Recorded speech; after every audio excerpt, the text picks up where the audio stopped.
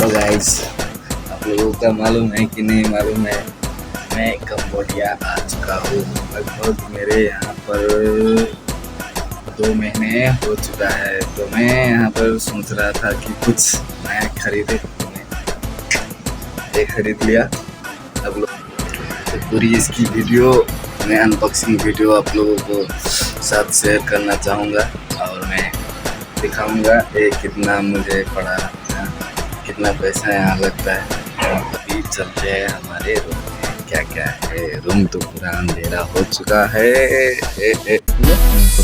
खोल रहा हूँ, ये रैपर है। This is wrapper, just open.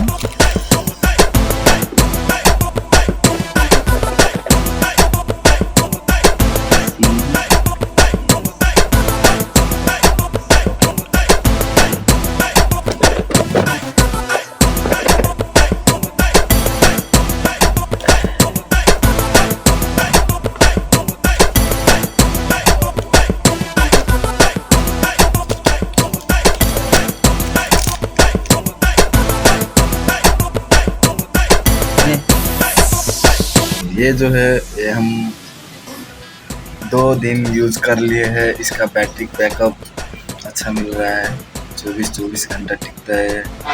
और इसका जो रेट बोले तो यहाँ पर हमें $45 पड़ा।